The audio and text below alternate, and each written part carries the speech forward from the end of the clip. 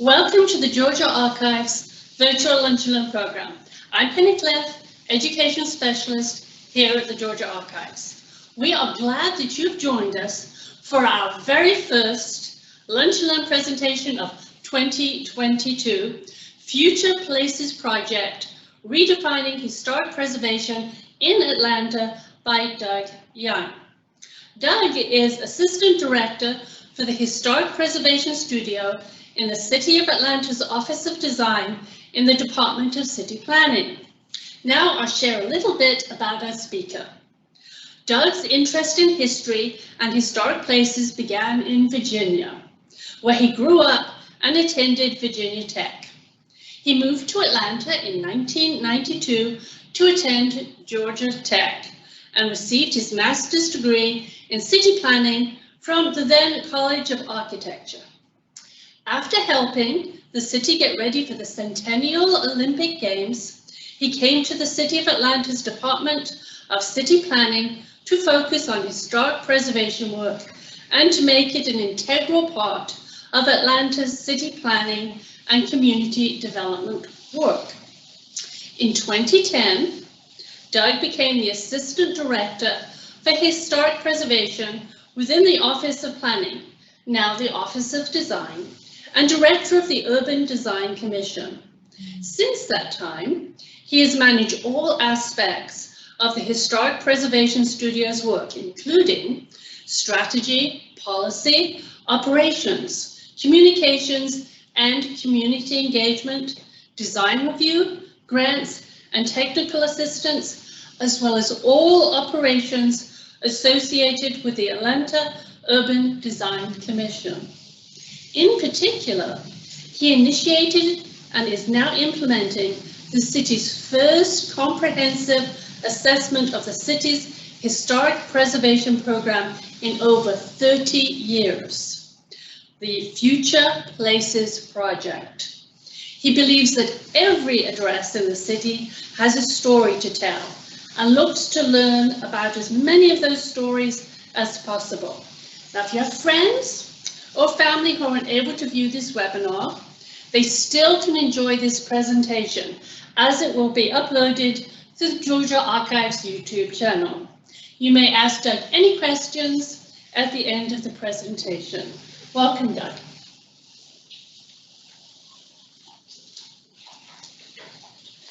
Thank you, Penelope, and thank you all for joining us today for this great Lunch and Learn series. I've had the opportunity to speak several years back here, and I really appreciated the opportunity to come back as well. Let's go ahead and get started. We have a lot of ground to cover to talk about what's new and different in the City of Atlanta's Historic Preservation Program. But I first want to have you all think just a little bit about this quote here, which is part of our documents we'll be talking about later on. What began as a railroad town in the mid-19th century has grown into a global city with a past as diverse as its population. Its history is built on a collection of narratives, memories, and perhaps most importantly, places. The lush tree canopy and rich show hold stories of our agrarian roots. The growing network of dynamic neighborhoods signals our city's path, city's growth, and soaring towers and flourishing construction point to our continuing evolution. But today, everyone, from the descendants of its earliest residents to its newest arrivals, contributes to the story of our city and preserving our vast history, which is critical as Atlanta continues to grow. That is what the Future Places Project is all about. As Penelope said, this is the first work we've done really strategically thinking about our historic preservation work in the City of Atlanta, but it's really grounded on this document, which is Atlanta City Design, which envisions the future for the city and what it will look like, and really tries to answer these four questions. What will it look like, how will it work, how will the city develop, and how will it connect to each other in that City of Atlanta. And it's grounded in 5 core values: equity, progress, ambition, access, and nature. So in some ways, it's like a comprehensive plan, but it's more a vision document. Instead of being focused on subject matters, it's focused on these values that we just talked about here. You can check that out at atlantacitydesign.org, I believe. You can check out the whole document and flip through it if you'd like to learn more about that.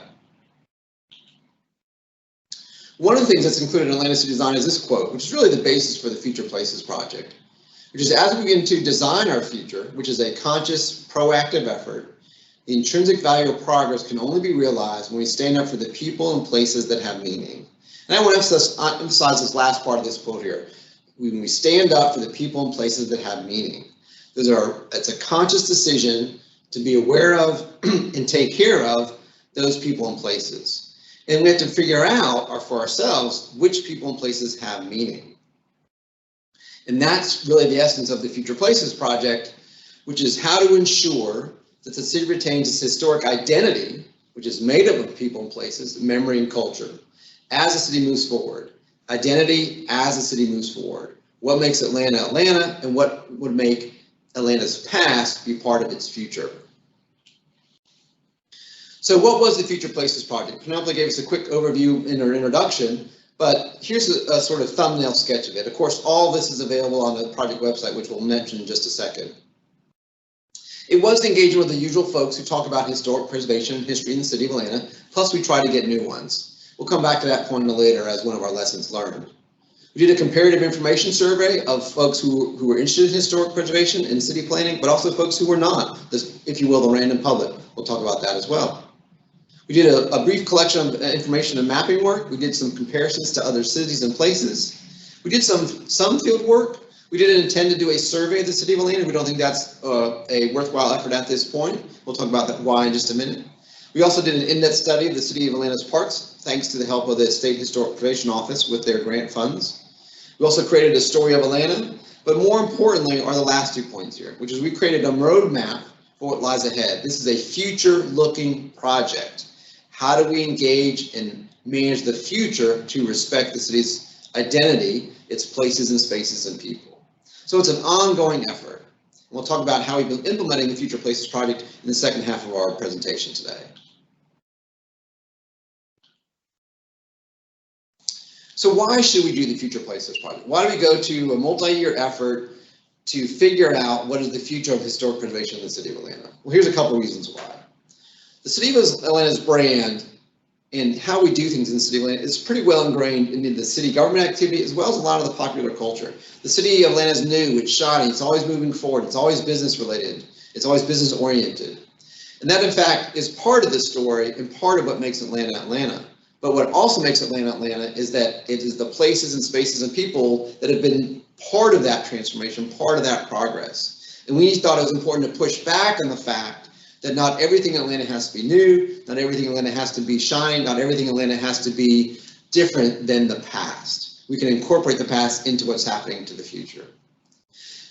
As Penelope mentioned, the last time we did this was the 1980s, which was a long time ago, particularly given the rapid pace of change in the city of Atlanta's history and how that has transformed both people's lives culturally and socially, but also the physical spaces they inhabit and they experience. What is their city to them and what is important to them as we move forward? We already mentioned Atlanta City Design. So this is one of the key implementing steps of Atlanta City Design. There's about 4 or 5 other studies the city's endeavored to flesh out the basics of Atlanta City Design. And it also, the city's historic places are impacted by the city's own projects, its infrastructure projects, its planning projects. So it's important to make sure we frame the conversation about the city of Atlanta's future and its future places in the context of what the city of Atlanta is doing in and of itself related to its own future. As you probably know, because you're on this call today, there's a lot of myths and facts about historic preservation and city of Atlanta history. We want to address some of those and create a framework to address more in the future.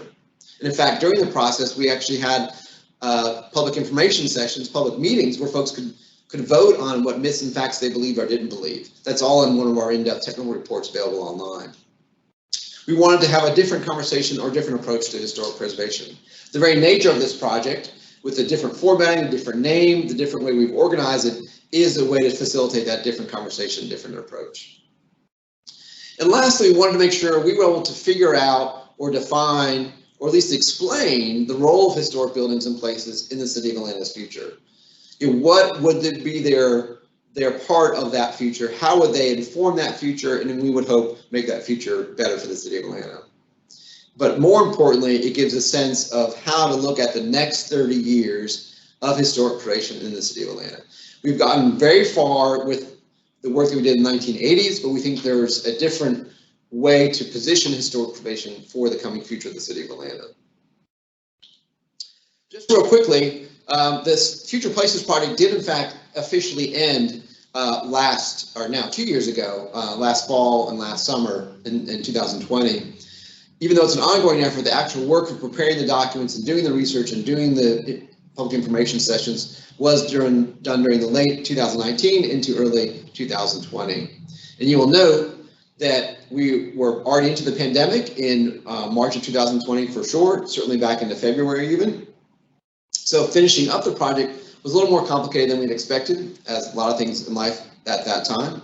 But we did able to pull everything together in May and April of that year, and then we've launched the Future Places Project website in the fall of 2020, and have all the deliverables, the reports, and all the information to go along with it is now publicly available for folks who want to see that.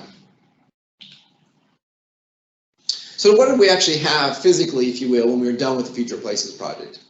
And this is what's real important here, is that we have not produced many of these documents, really any of these documents, in large volume hard copy format. The project website, atlantafutureplaces.com or atlfutureplaces.com, is the way to get all the information about the project. That includes the summary report, includes 5 in-depth technical reports where you can get lots of information, probably more than you ever wanted to, about all these topics related to the City of Atlanta's history. We have a call to action, which we'll spend most of our time with today, the project website we mentioned, and the project video. I didn't want to try to share that over the PowerPoint presentation today in the Lunch and Learn, but please go to the website and check out atlfutureplaces.com. You can check out that video as well. Really encapsulate the new kind of thinking and new kind of messaging we're looking at for this project. And I would note the very branding of the project was new to the City of Atlanta and new to many of the City of Atlanta kind of planning projects. So we really tried to reshape and repackage historic preservation so that it had a much broader and more engaging appeal to regular folks out there, and even folks we've been talking with for a long, long time. The real question is, what do we really have when we're done with the Future Places project, the actual project work itself? We certainly had some answers, more interesting than we had in the past, but we actually have a lot more questions. What are we to do with this information we learned in the Future Places project? But also, who are we missing in the conversation? Who are the partnerships we need to create new and to renew and strengthen along the way? We did get new ideas for tools and techniques. The question, as you'll see later on in our presentation, is how do we do something with those to get them implemented and actually on the ground and working in the City of Atlanta? We also have some new priorities, which we'll also talk about in the second half of the presentation. And as I keep mentioning again and again, this is the roadmap for the next 30 years of historic preservation in the City of Atlanta. I did want to touch on, before we talk about the implementation, a couple really important aspects of the project and give you just a thumbnail sketch of what they're about. I mentioned earlier that we did an in-depth analysis of the City of Atlanta's parks department and park system and the parks individually themselves. We identified key themes in the city's parks history. And more importantly, we identified that these parks can reflect the City of Atlanta's history and our mirror image of that going forward. All the different phases and themes of the City of Atlanta's history are recognized and embodied in the City of Atlanta's park system. I note here that all the images we've seen in the presentation so far and all that we'll see in the future are all City of Atlanta buildings or places, both in the current form or in somewhere in the past. So there's a great imagery that goes along with this project as well. Now, one thing I'll last say about the parks themes part of the project is that if you go onto the City of Atlanta's parks, the project website for atlfutureplaces.com, you will see that we also did in-depth cut sheets on about 150 of the City of Atlanta's parks. You'll see a small example of one of those for Hurt Park in the lower left-hand corner of your screen. We have those for about 120, 150 parks in the City of Atlanta. They provide a very quick summary of the history, some current day imagery, as well as our analysis of what was considered historic or not in that particular park. Great information. In fact, this has been incorporated into the City of Atlanta's Parks Department's master plan, which you might have heard about or participated in those conversations as well. We did the peer city analysis, which is a pretty standard approach in a planning project. We looked at a lot of cities in a very cursory fashion, but we picked 4 cities to use as a comparative to the City of Atlanta. Looked at all their historic preservation operations, staffing, the number of properties, their budget, what kind of themes they have, their focus points, all the things that go into running a good program. And we then compile those into a best practice and national model section of the peer city analysis report. So we're learning from that along the way and using some of that information to do some of our quick start implementation work that we'll talk about later on as well. Really interesting to see how the City of Atlanta compares to these other cities in the United States. When the City of Atlanta started its historic preservation program originally in the 1970s, It was one of the first large-scale programs in the United States, and actually one of the first in the Southeast. So the question is how we've kept pace with other jurisdictions and cities on how they manage their historic preservation work. We did a lot of data gathering and a little bit of windshield survey work. The map on your right here on the screen shows you the neighborhoods in purple that we actually did some field work in.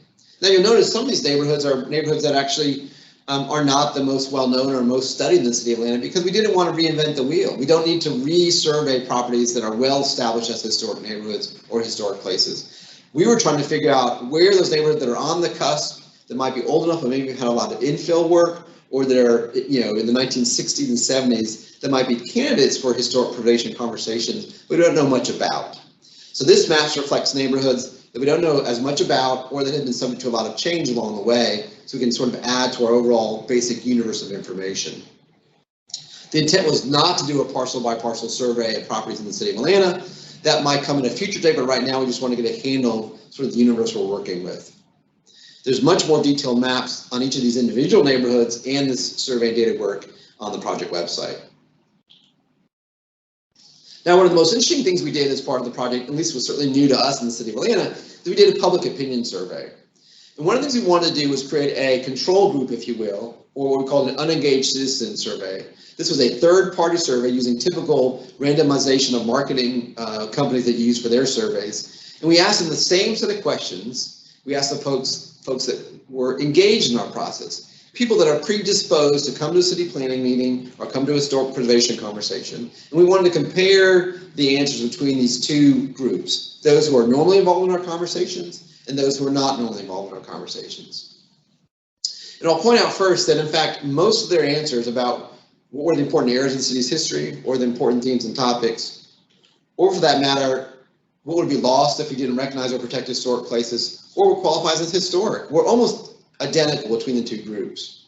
What was interesting though, and this is one of our lessons learned we'll talk about later on, is who comes to our events and who participates in our surveys as an engaged citizen versus who is an unengaged citizen, who's a random member of the City of Atlanta population.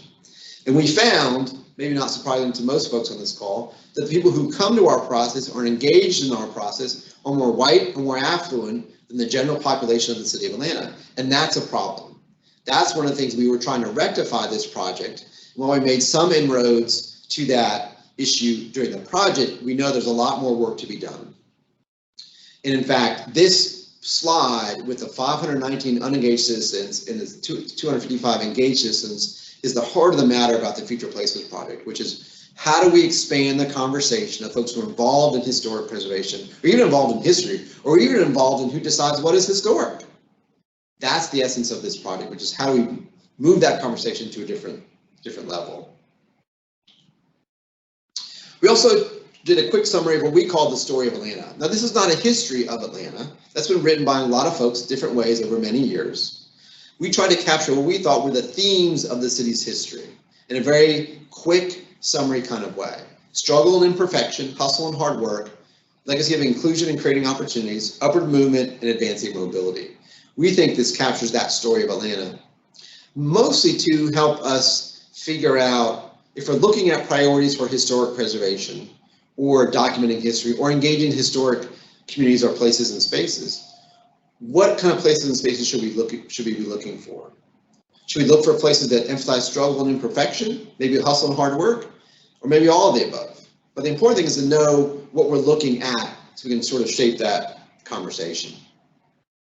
Now, before we go into implementation, I wanted to talk about some of the lessons learned along the way. I've touched on some of them so far, but we're going to revisit these right now. We did not expand the conversation enough during the Future Places project to address one of the underlying issues, which is who's involved in historic preservation. We learned that along the way, and while that was a hard lesson to learn, that's something we've really taken to heart since that time. We need to increase the strength of our public-private partnerships. The City of Atlanta has had historic preservation for over 40 years, almost 50 years now in this current format. But we need to engage folks in the question of historic preservation on their terms and their sort of locations, their places and spaces to make this work. We have to work together to advance this conversation. And then along those same lines, we need to act with more urgency. When I say we, in this case, I mean the city of Atlanta, which is we need to proactively engage folks in the conversation, proactively look for places that are threatened, and act on those as quickly as we can. We also learned that even though we did a pretty good job of reframing the conversation about historic preservation, we need to explain better what preservation is now versus what the people thought it was 15 or 20 years ago, right? That's a lot of folks have that view of historic preservation. We explain what the city of Atlanta thinks historic preservation is now, and we need to talk about what it should be and can be in the future. Because our roadmap for the next 30 years is our roadmap for the city of Atlanta. That's not everybody's roadmap. So we need to keep the dialogue open about what is historic preservation. In fact, what is significant and what is worthy of preservation and attention. To that end, we need to increase accessibility to the topic in the discussion. Having a standard public meeting, even beyond the COVID pandemic issues, and a weeknight when folks don't have access to that venue is not the only way to get this conversation spread around and have this conversation discussed. And then lastly, we need to work harder than we have before to break down barriers and divides about who's engaged in the conversation, what is historic, and actually physically, how do we get together with folks and look at the city of Atlanta in a different way? How do we bring those folks together who need to reach beyond that divide between who's in charge and who's listening and who's talking about historic preservation to make sure we flip those roles potentially, certainly merge those roles along the way. We need to bridge the divide between what happens in City Hall and what's happening in the actual communities and places and spaces that are important to those folks. We like to talk about in the city of Atlanta that we've learned about something or we've discovered something. Well, the reality is we haven't learned or discovered anything that someone else already didn't know. It's only new to us. It's not new to the folks who already cared about that place or space. Now let's talk about the call to action. This is a compilation of all the recommendations in the Future Places project.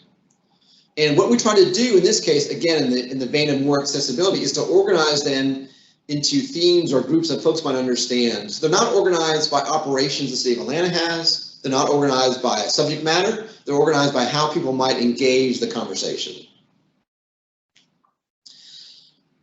So let's talk about implementation for the rest of our presentation. We have increased the different types of designations. We were working on LGBTQ+ context. We're doing quick start implementation. We're going to talk about Historic Preservation Week and the Atlanta Cemetery Network. So let's get into it. This is a quick summary of the designation work we've done since 2018, but that line signifies where we've done implementation of designation work since the adoption of the Future Places project. So very active, many more designations than we have in the past, even just in those couple years compared. But what we've done for designation work and who we've done it with is the important part of this conversation. Ponce de Leon Historic District, Northeast Atlanta, a well-established in-town neighborhood. This is a neighborhood in the city of Atlanta that wanted to have historic preservation protection in the broadest sense of the word, but also manage its growth in a comprehensive manner. So we created a historic district that does all of these things. So it's about historic preservation, but it's in the context of managing the future of the neighborhood. So it's comprehensive, it's flexible, it's grounded, focused, vetted. You can look at that yourself. But it's a new kind of historic district in the city of Atlanta that relies on urban design principles and historic preservation principles to achieve a future management structure for the neighborhood. And this has been generated a lot of interest from other neighborhoods here in the city of Atlanta. Atlanta Eagle Landmark Building or Site designation on Ponce de Leon Avenue. This is the site of very important LGBTQ history in the city of Atlanta, including the 2000s raid that created a new way of thinking about the Atlanta police protection related to police protection and treatment of the LGBT community in the city of Atlanta. This is one of our properties that focus more on culture and societal value versus architecture. And we talked about how the place and the space as a cultural institution is as important as the building itself. Same thing with the adjacent Kodak building, right next to it on Ponce de Leon Avenue in the Midtown neighborhood. This is a building that represents a cultural iconic location because of the sign and its role in photographic history in the city of Atlanta as much as the building itself. The building actually is fascinating because it shows the evolution of Ponce de Leon Avenue from a high-end residential neighborhood to a commercial corridor in the 1930s, 40s, and 50s. The next designation I want to talk about is the Fuller Freedom House. This is in the Old Fourth Ward neighborhood across from David T. Howard School. very nice building, certainly in its own right, but what makes this property important to the city of Atlanta's history is not so much the building, but it's the history that goes with the building. This was the site of an SCLC Freedom House that at the time that both John Lewis was the president and Stokely Carmichael was elected the new president. This is integral to the SCLC movement in the city of Atlanta. This was a partnership with the property owner who came to us with the idea of the designation. The Metropolitan Parkway Masonic building, landmark building, are sited in Southwest Atlanta. This is by far the largest building, historic building in Southwest Atlanta. We were concerned about its future when it went up for sale, and then we proactively designated the property and then worked with the owner to make sure that the designation met with their needs along the way. This is the site of one of the first African-American national labor unions, their regional headquarters here in Atlanta, and also the site of a Masonic building, which specifically informed the architecture of the building to very unique ways that are talked about in much depth in the designation report. Over to Avenue Bridge landmark building site. This is a partnership with the Atlanta Preservation Center. We're very grateful to them to bring the information to us for our benefit. This is the first infrastructure only designation in the city of Atlanta. It is just the bridge, but it has a fascinating history related to the city's railroad history, which of course is the founding narrative of the city of Atlanta. The first time you've ever done a piece of infrastructure by itself as a designation effort. The Smith Farm at the Atlanta History Center. This was a partnership with the Atlanta History Center itself. The Smith Farm is interesting because while it has historic significance for its architecture and the physicality of the space, its probably greater significance to the city of Atlanta's society and culture is that its educational importance. It's acquired educational significance since the buildings were moved to the site. The Smith Farm Educational Complex was established in the 1970s, which means that the educational function in and of itself is over 50 years old, let alone the buildings that have made that up.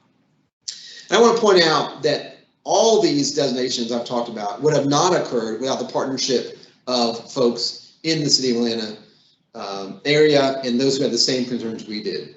The property owner for Fuller Freedom House, the APC, the Atlanta History Center, and then the first two designations I didn't mention was the Historic Atlanta, Inc. All those partners helped us make this happen. At a more programmatic level, we're partnering with Historic Atlanta again to create the LGBTQ+ historic context statement for the city of Atlanta. In fact, they're going to do most of the work on this project, and we're going to help them make sure that it works for the city of Atlanta as well. Historic context statements are used by the National Register and others to help frame the conversation about a theme in a place's history. In this case, it's LGBTQ+ history in the city of Atlanta. This will help us in the State Preservation Office to figure out what's historic in Atlanta related to this topic. Again, we could not have done this project, and we will not do this project without the help of the Historic Atlanta, Inc. I want to touch on some other quick start implementation research we've done. We had the opportunity to take about 13 of our recommendations and try to get some sort of early on information and research about them by hiring consulting firms. We actually ended up being able to do 10 of the 13 research projects last spring and summer, I should say. And now it gives us a great basis to put these actions into implementation here in the city of Atlanta. We also started for the first time ever Historic Preservation Week in 2020. It's held in October, which sort of acts as a bookmark or a balance to Historic Preservation Month in May. And then in 2021, we had it again as well, also in October. These are both virtual events. We're hoping to go live in person next fall. And they all have different themes. So this year's theme in 2021 was Our Legacy Through Education, Faith-Based Institutions, Grassroots Businesses, and Families That Shaped Atlanta. What was great about these programs is that we actually able to engage more community partners to help us present this. Most of the presentation were done by folks outside the City of Atlanta staff, and we are grateful to their help in making this happen and being successful this past October. And then lastly, I want to mention the Atlanta Cemetery Network, which is something we're working on as we speak. We're hoping to launch this in the first quarter of 2022, so not too long in the future. And this is an acknowledgement, a direct recommendation that comes out of the Future Places project, that our cemeteries in the city of Atlanta are both for burial ground purposes, but they're also part of our history and our culture. They're also part of our green space network. They're also part of our forest canopy. They're also part of our public art collection, if you will. So we need to make sure we pay more attention to them and help cemeteries that need help, and actually potentially create a whole network that would allow folks to communicate and have a venue for sharing information and resources about how to take care of cemeteries and how to make them more part of their neighborhoods and communities' everyday life and culture.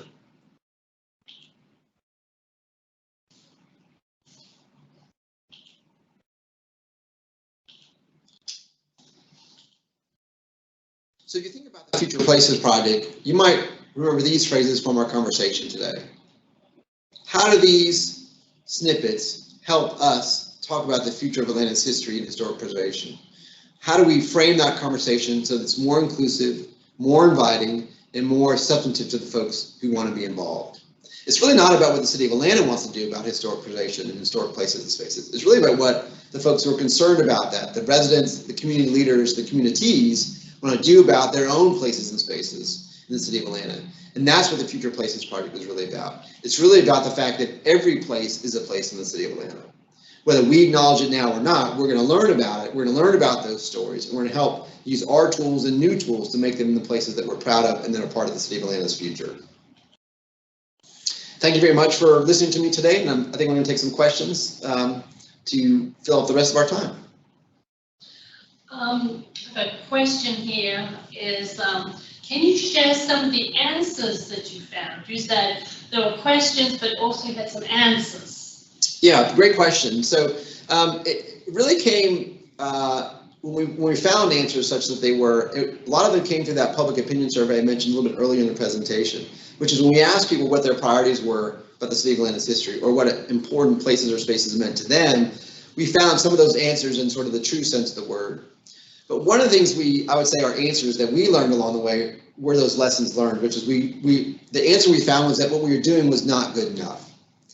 It was not what we had expected of ourselves through the process and was not what we thought we were going to come out of the process. So when I say answers in that case, I'm not thinking about factual information, because one of the goals of this project was not to collect more facts about the city of Atlanta's historic preservation work or its history for that matter. The goal of the project was to reframe the conversation that's already happening in the city of Atlanta, whether we're involved or not. There's conversations already happening, so the question is, how do we make the city of Atlanta more open to those and participate in those? Okay. Did you physically visit Austin, New Orleans, Tampa, and Denver?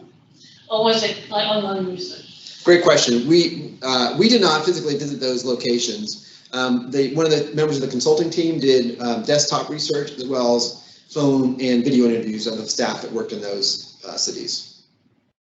Okay. Question here, Andrew Brownlet. You mentioned earlier in the presentation that community members were asked whether or not they thought common Atlanta history, myths and legends were true. Were there any surprising results? That's a great question, because this goes back to the public opinion survey and the engaged citizen and the uninformed citizen. So the myths and facts analysis was done only at the public meetings.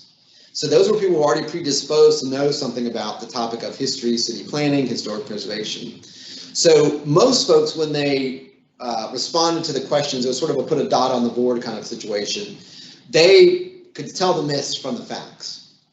So that was not too surprising, but it was interesting to see folks' reaction to the fact that we even thought those were myths versus facts, because some folks who are informed of the conversation already were surprised that's even a topic of conversation. And so part of the reason to do the myths and facts was to show folks the uphill battle we still have with trying to address those.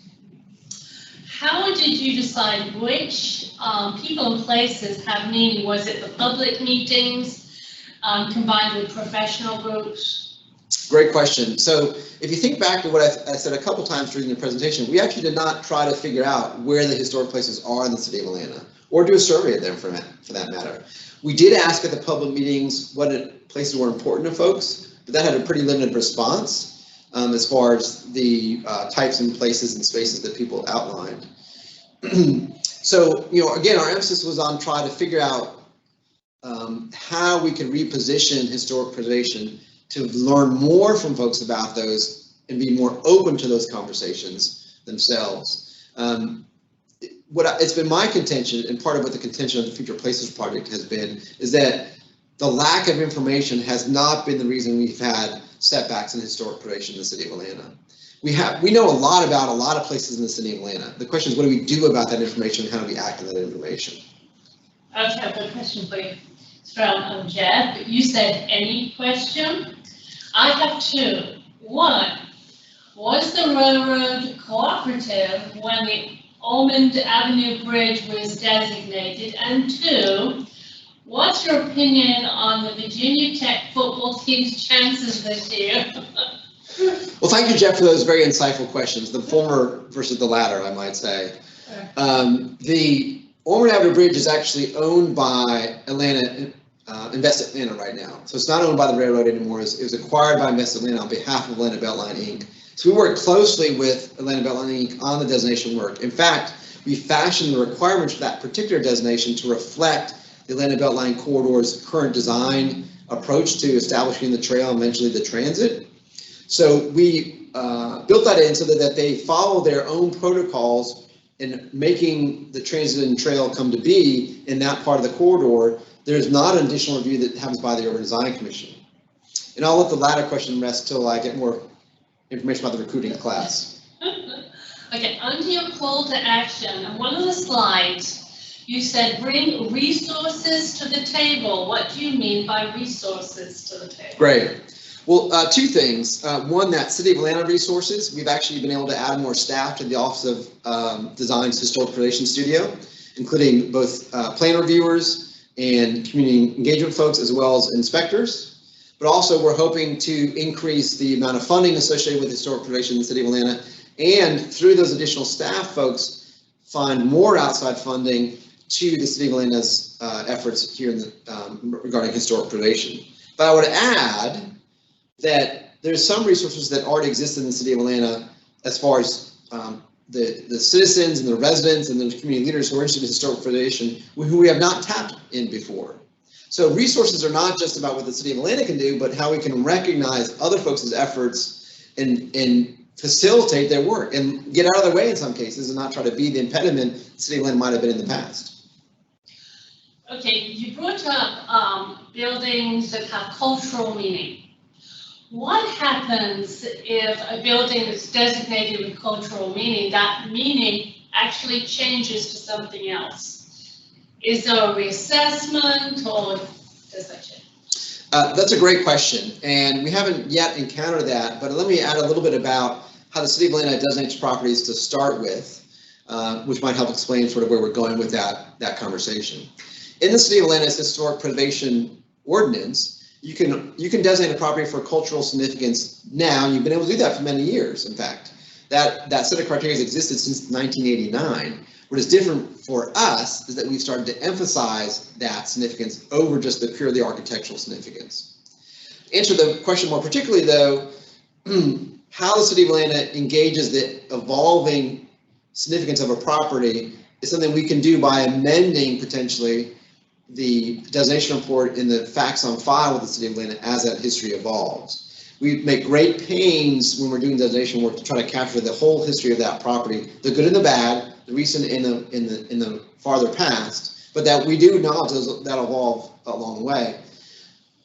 The area where it happens actually most often is not necessarily with individual buildings, but with neighborhood districts, where we learn more about the neighborhood and they physically evolve over time as things get worked on, replaced, added to along the way.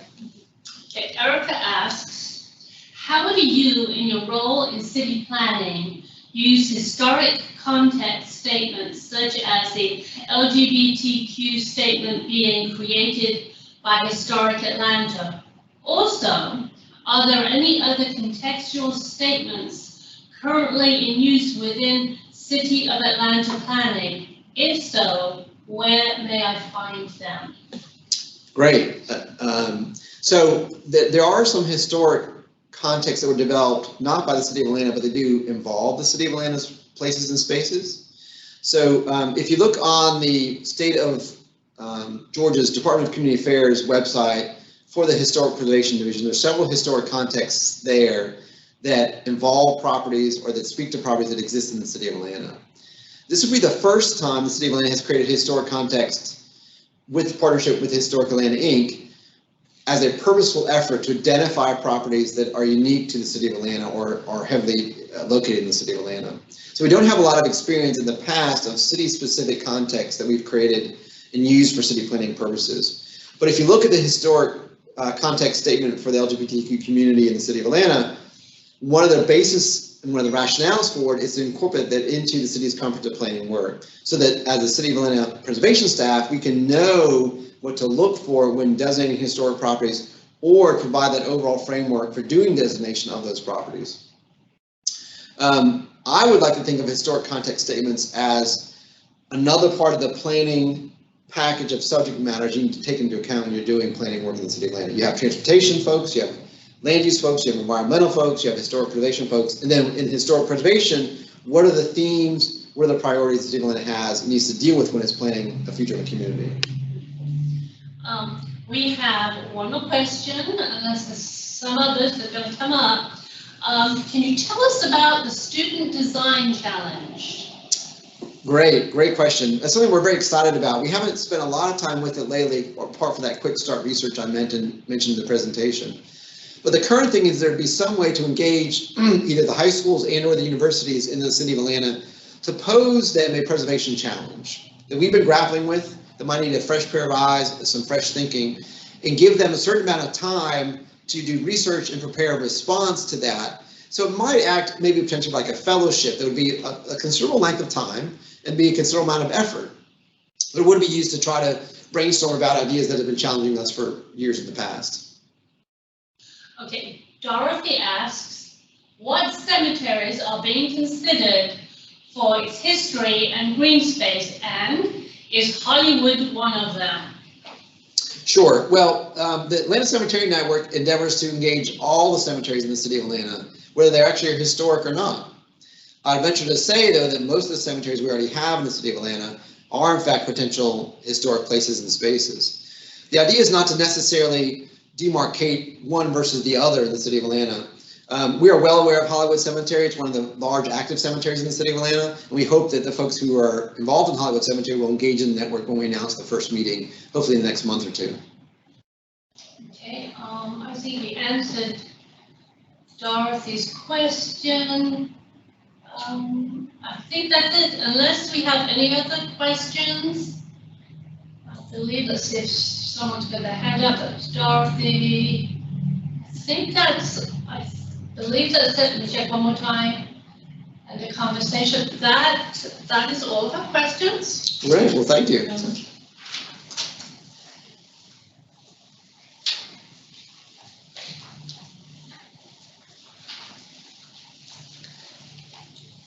So thank you for that fascinating presentation. My pleasure. And I do highly suggest going on the website and looking at that video. I did get a peek at it right before we did this.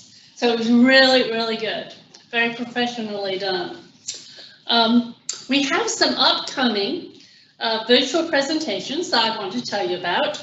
On Friday, January the 28th, same time, noon to 1, we will have our fourth Friday from the Archives presentation. I will give the presentation, The Historical Value of Diaries, Intimate Histories, and you can register from our website. For our February 11th Lunch and Learn, our topic is Early Settlers and the Vetting by the Trustees with Ken Thomas. Look for an upcoming link on our webpage, www.georgiaarchives.org. Once again, thank you, Doug. And thank you, everybody, for joining us. Bye.